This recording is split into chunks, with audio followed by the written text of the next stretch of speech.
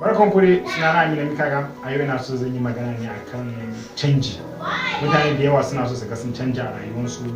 Waɗansu suna tunanin ba zai su canja, waɗansu suna tunanin a halin da suke haka ne kawai, ko abin da mutum yake na so ya ga ya canja amma ya kasa. Saboda ina tunanin idan ya canja mutane ba za su yarda ya canja ba, sai ya tafi da rayuwar shi akan yadda yake. Wannan tunanin kuskure zai kuma illa akan takura kanka da za ka yi canja. Idan kana so kai abu, kada ka saurari mutane, kada ka duba mutane abin da suke faɗa kan kai, ka duba rayuwar kai. Yanzu idan ka tashi kana juya, za ka ga duniya ma yana juya.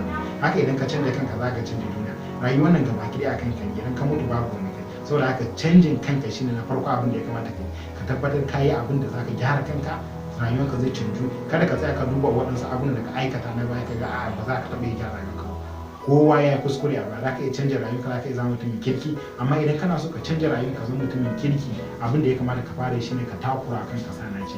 Idan ka takura kanka abubuwan da kake so ka yi, ka dai takura kanka ƙiyin shi.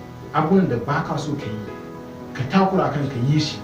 Lokacin da ka fara iya wannan, kana takura kanka, kana yin abubuwa don saboda ka gyara kanka, za ka zo ka wata ran ka yi mamakin za ka canja rayuwarka.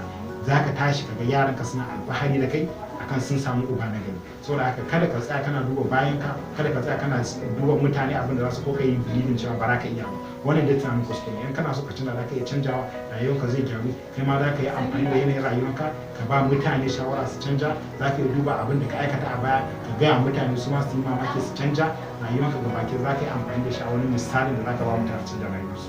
Saboda haka a komai me kake yi, ka yi kokari ka canja, ka kama da rayuwarka rayuwa mai kyau. Kada ka tsaya kana sauraron mutane ko abin da za su yarda da kai, ko za su ma kallon ƙarya kai, ko suna duba abin da kai a baya.